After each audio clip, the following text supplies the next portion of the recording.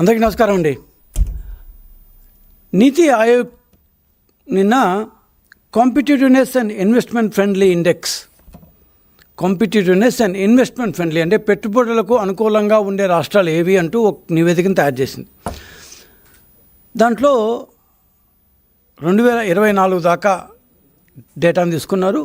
24 నుంచి చాలామందిని దాన్ని ఇంటర్వ్యూ చేశారు. 25వ సంవత్సరంలో ఆ బేస్ తీసుకొని ఒక రిపోర్ట్ ఇచ్చారు. ఇప్పుడు ఈజ్ ఆఫ్ బిజినెస్లో మొదటి స్థానంలో ఉండే కొండకొచ్చో అప్పుడప్పుడు ఎప్పుడన్నా 2వ స్థానంలో ఉండే ఆంధ్రప్రదేశ్ మొట్టమొదటిసారిగా 2024 దాకా ఉన్న డేటా ప్రకారం నీతి ఆయోగ్ చేసిన సర్వే ప్రకారం ఆంధ్రప్రదేశ్ బిజినెస్ ఫ్రెండ్లీ ఇన్వెస్ట్మెంట్ పరంగా 8వ స్థానంలోకి వచ్చింది. సరే, మా జగన్మోహన్ కాచుకో ఉంటారు కదా, 8వ స్థానం ఆంధ్రప్రదేశ్ అనగానే ఈజ్ ఆఫ్ బిజినెస్ 8వ స్థానం వచ్చింది ఈజ్ ఆఫ్ డూయింగ్ బిజినెస్లో అని చెప్పేసి వెంటనే సాక్షి వాళ్ళు ఈయనకు ఫోన్ చేశారో ఈయన సాక్షికి ఫోన్ చేస్తారో తెలియదు, కానీ వాళ్ళ పేపర్ ఎత్తుకొని బ్రహ్మాండం హెడ్డింగ్ పెట్టేశారు. ఏమని? ఈజ్ ఆఫ్ డూయింగ్ బిజినెస్లో నాడు నెంబర్ 1, నేడు నెంబర్ 8. అంటే మేము ఉన్నప్పుడు నెంబర్ 1, ఇప్పుడు నెంబర్ 8 అని. నాకు కనీసం బూతులు తిట్టాలంటే ఇది మంచి ప్లాట్ఫాము, ఇట్లాంటి మనం మాట్లాడకూడదు కాబట్టి గమ్మున్నాను. కాస్త బుర్ర పెట్టండి రీ.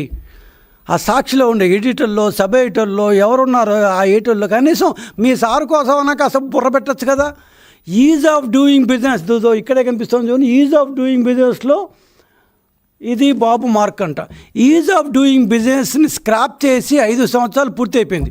రేపు సెప్టెంబర్కి, ఇది జూలై కదా, సెప్టెంబర్కి ఈజ్ ఆఫ్ డూయింగ్ బిజినెస్ అనే ఒక కాన్సెప్ట్ని స్క్రాప్ అంటే ఆపేసి 5 సంవత్సరాలు గడుస్తుంది. పాపం ఇంకా సాక్షులు ఈజ్ ఆఫ్ డూయింగ్ బిజినెస్లోనే ఉన్నారు. అంటే వీళ్ళ ప్రకారం 21, 22, 23, 24 వీళ్ళంతా ఈజ్ ఆఫ్ డూయింగ్ బిజినెస్లో ఫస్ట్ ర్యాంక్ వచ్చేది ఫీలింగ్ వీళ్ళకి. కొద్దిగా బుర్ర పెట్టండి రా బాబు. ఈజ్ ఆఫ్ డూయింగ్ బిజినెస్ని ఎప్పుడో స్క్రాప్ చేస్తారు. 5 సంవత్సరాలు అయింది. దాన్ని స్క్రాప్ చేసిన తర్వాత department of promotion of industries and internal trade, అంతర్గత ట్రేడ్ కోసం ఉన్న department business returns action plan కేవలం అంతర్గత వ్యాపారం కోసం మాత్రమే బిజినెస్ రిటర్న్స్ యాక్షన్ ప్లాన్ అంటూ చిన్న ఇండెక్స్ పెట్టింది. అదంతా ఎవరు దాన్ని కూడా పట్టించుకోలేదు. ఇది అయిపోయిన తర్వాత, ఎలక్షన్ జరిగిన తర్వాత, గవర్నమెంట్ మారిన తర్వాత దాదాపు 2024 నవంబర్ ఆ ప్రాంతంలో నీతి ఆయోగ్కి కేంద్ర మంత్రివర్గం ఒక ఇండెక్స్ తయారు చేయండి, ఏ రాష్ట్రం ఎంతంత ఇన్వెస్ట్మెంట్ ఫ్రెండ్లీగా ఉంది అని చెప్తే దీనికి డేటా ఏం కావాలి అంటే గత 5 సంవత్సరాలుగా, అంటే 2024 నవంబర్కి ముందు 5 సంవత్సరాలుగా ఏ డేటా అయితే ఉందో ఆ డేటాని కన్సిడరేషన్లోకి తీసుకొని దేశవ్యాప్తంగా ఉండే కంపెనీల ఓనర్లు కావచ్చు, సీఈఓలు కావచ్చు, ఫైనాన్స్ వాళ్ళు కావచ్చు, వాళ్ళతో మాట్లాడి ఏ స్టేట్ ఏ రకంగా ఇన్వెస్ట్మెంట్ పరంగా అనుకూలంగా ఉందో తయారు చేయమని నీతి ఆయోగ్కి చెప్తే 1.5 సంవత్సరం తర్వాత నీల్సన్ అనే ఒక సర్వేయన్సీ బేస్గా ఇన్వెస్ట్మెంట్ ఫ్రెండ్లీ ఇండెక్స్ అనే ఒక తయారు చేశారు. మన సాక్షులు ఏదేదో దేంట్లో ఇంతకు వీళ్ళకి అర్థం కాదు ఏంటంటే పిచ్చోళ్ళు 5 సంవత్సరాలు అంటే 2019 నుంచి 24 దాకా ఇవాళ వీళ్ళు వేసుకున్నారే బుర్ర తక్కువ ఎదవలు, బుర్ర తక్కువ వాళ్ళు. ఇది ఈ 8వ స్థానం 2019 నుంచి 24 దాకా ఉన్న సంవత్సరానికి గాను వచ్చిన రికార్డు. అంటే ఏమీ చూసేదిలే, పరీక్ష ఇవాళ రాస్తాము, ఒక 6 నెలల తర్వాత దాని రిజల్ట్ వస్తుంది. పరీక్ష రాసే రోజు వైసీపీ అధికారంలో ఉందనుకోండి, పరీక్ష రిజల్ట్స్ వచ్చిన తర్వాత టీడీపీ వచ్చింది, రాసినవాడు ఫెయిల్ అయ్యాడు. అంటే ఇప్పుడు టీడీపీ దీంట్లో ఫెయిల్ అయ్యట, ఎగ్జామ్ రాసిన వైసీపీ దీంట్లో ఫెయిల్ అయ్యట. రాసింది ఎవరు ఎగ్జాము? వైసీపీ రాశారు ఎగ్జామ్ 5 సంవత్సరాల పాటు, 8వ స్థానం వచ్చిందా అని నీతి ఆయోగ్ చెప్పింది. ఎప్పుడు చెప్పింది? 1 సంవత్సరం దాకా చెప్పింది. ఆ సంవత్సరం తర్వాత మేము అధికారంలోకి వచ్చాం. అంటే అప్పుడు వీళ్ళు అప్పుడు 1వ స్థానం అంట, వీళ్ళ బొందంట, ఇప్పుడు 8వ స్థానం అంట. మీ దీంట్లో ఎగ్జామ్ రాశారా, మీరు ఫెయిల్ అయ్యారని చెప్పారా, చిత్తుగా ఫెయిల్ అయ్యారా. ఒకటో is of doing business scrap చేశారు అన్న విషయం కూడా తెలియదు. నీతి ఆయోగ్ ఏమి ఇండెక్స్ ఇచ్చిందో కూడా చూడలేదు, ఎప్పుడు డేటానో కూడా చూడలేదు, ఏ సంవత్సరం నుంచి ఏ సంవత్సరం దాకా డేటా అప్లికబుల్ అవుతుంది అని కూడా చూడలేదు. ఆంధ్రప్రదేశ్ 8th ప్లేస్ అనగానే పరిగెత్తుకొని లెగ్గెత్తుకొని దాన్ని పంచి ఎగ్గట్టి నేరు రాశారు. కొద్దిగా బుర్ర పెట్టి సావనరా. ఈ నీతి ఆయోగ్ అనేది మా యొక్క ప్రభుత్వానికి సంబంధించిన మార్కుల లిస్టు కాదు. సాక్షి ఇంకోసారి చూపిస్తున్నా ఈ సాక్షి వాళ్ళకి, బుర్ర తక్కువ సాక్షి వాళ్ళకి. నాకు ఒక్కసారి పాపం జగన్మోహన్ రెడ్డిని చూస్తే బాధేస్తుంది, మా అన్నయ్యని చూస్తే. ఇట్లాంటి వాళ్ళని పెట్టుకుంటే, ఇట్లాంటి సాక్షిలో ఈ టైప్ ఆఫ్ ఈటర్ని పెట్టుకుంటే ఎప్పుడు బాగుపడేది చెప్పండి మీరు. ఈసారి 11 కాదు ఇంకా తగ్గినా కూడా ఆశ్చర్యమే లేదు ఇట్లాంటి వాళ్ళని పెట్టుకుంటే. కాస్త మీ సాక్షిలో ఉండే వాళ్ళకి బుర్ర పెట్టమని చెప్పండి. మరి ఇంత బుర్ర తక్కువ వాళ్ళు పెట్టుకొని ఏం పేపర్ నడుపుతున్నావు బాస్ నువ్వు? ఈ నీతి ఆయోగ్ ఇండెక్స్ ఏ ఇండెక్స్లో అయితే ఇప్పుడు 8వ స్థానంలో వచ్చేసి ఆంధ్రప్రదేశ్ చంకలు గుద్దుకుంటూ వచ్చి హెడ్డింగ్ వేసుకున్నాడే, ఆ నీతి ఆయోగ్ ఇండెక్స్ 2019 నుంచి 2024 మధ్యకాలంలో వైఎస్ఆర్సీపీ పాలనలో జరిగిన ఆర్థిక అరాచకాలకు, అడ్డగోలు పాలనకు, చేతకానితనానికి నిలువెత్తు సాక్ష్యం. ఎందుకంటే వీళ్ళు చెప్పినట్టే, ఈ సాక్షి చెప్పుకున్నట్టే 8వ స్థానంలో వచ్చింది.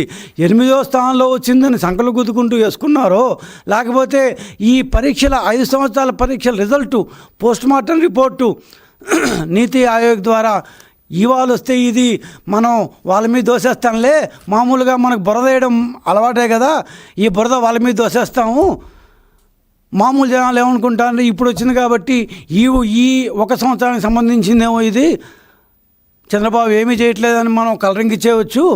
మరి ప్రజల మీద అంత నమ్మకం కూడా లేదా మీకు? ప్రజల యొక్క బుర్రలు మీ అంత బుర్ర తక్కువ బుర్రలు అనుకున్నారా? కంట్రోలర్ ఆడిటర్ జనరల్ కావచ్చు, ఆర్బీఐ కావచ్చు, వీళ్ళ లెక్క తెలిసిన పాత డేటా ఆధారంగానే నీతి ఆయోగ్ ఈ ర్యాంకులు ఇస్తుంది. ఇప్పటికిప్పుడు నువ్వు నేను రోజు న్యూస్ పేపర్లో మాట్లాడుకున్న దాని మీద బేస్ చేసుకుని నీతి ఆయోగ్ ఇవ్వదు.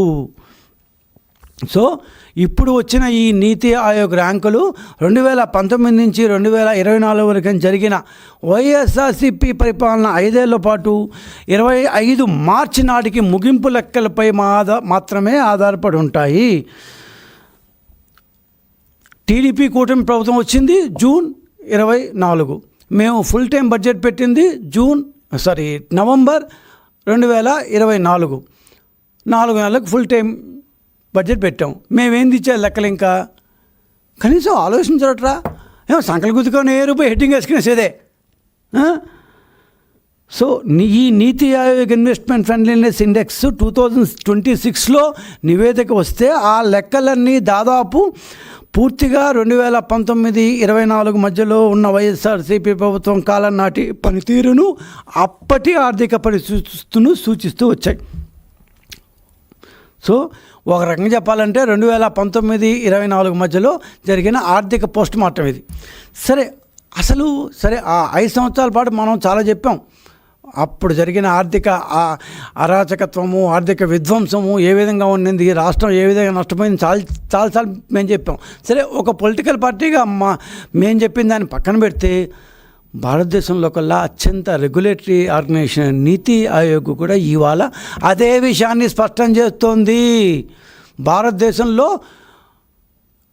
8వ స్థానానికి దిగజారిపోయింది. ఇంకా లోపల పోతే ఆశ్చర్యపరిచే ఉన్న ఈ యొక్క రిపోర్ట్లో ఏంటంటే, రాష్ట్రం చేసిన అప్పులు, మన జగన్మోహన్ రెడ్డి గారు దానికే కదా ఫేమస్. ఈ రాష్ట్రం చేసిన అప్పులు జిఎస్డిపిలో ఏకంగా 35%కు చేరిపోయాయంటే, మొత్తం అప్పులు వర్సెస్ మొత్తం total GSDP, gross state domestic product 35% దాటిపోయిందంట ఆయన చేసిన అప్పులు. సో ఇది 15వ ఆర్థిక సంఘం కూడా ఈ విషయం ఆల్రెడీ చెప్పింది. ఈ అప్పులన్నీ ఎందుకు చేశాము అంటే అడ్డగోలుగా బటనకేసాం. ఇది మాకెందుకు వర్తించదు అంటే 2023-24 దాకా ఉంది కాబట్టి, మేము అప్పటికి అధికారంలో ఇంకా రాలేదు కాబట్టి, అప్పటికి అధికారంలో ఉన్నది వైఎస్ఆర్సీపీనే కాబట్టి అధికారం వర్తిస్తుంది.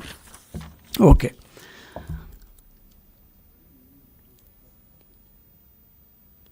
సో పోనీ ఆ 5 సంవత్సరాల్లో ఆంధ్రాకి ఎందుకు 8వ ర్యాంక్ వచ్చింది? ఎంత అస్తవ్యస్త పరిపాలన చేస్తుంటే 8వ ర్యాంక్ వచ్చింది అంటే కొన్ని దీంట్లో మామూలుగా వచ్చాయి, కొన్ని ర్యాంకులు మరీ ఘోరంగా వచ్చాయి.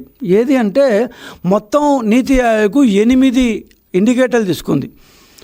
సో దాంట్లో ఫిజికల్ ఇన్ఫ్రాస్ట్రక్చర్ అంటే మౌలిక సౌకర్యాలు దాదాపు 68.4% బాగానే వచ్చినట్టు లెక్క. అది మేము 2014 నుంచి యాడ్ అవుతాం కాబట్టి బాగానే వచ్చింది.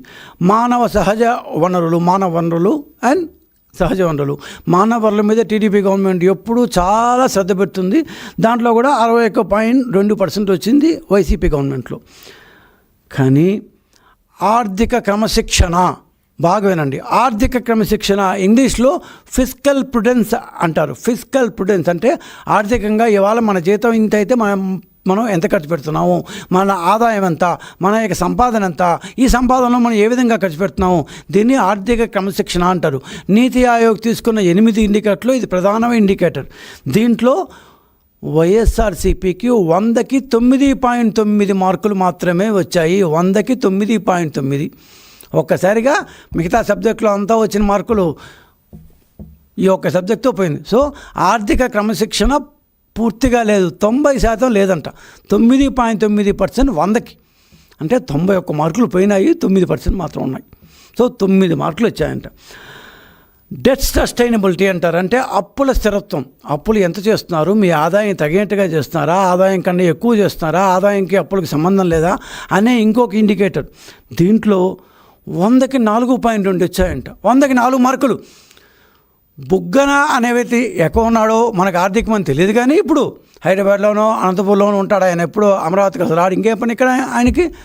జగన్మోహన్ రెడ్డి గారు మీరు చేశారో, మీ ఆర్థిక మంత్రి చేశారో, మీ అడ్వైజర్లు చేశారో, మీరు మొత్తం కలిసి చేశారో.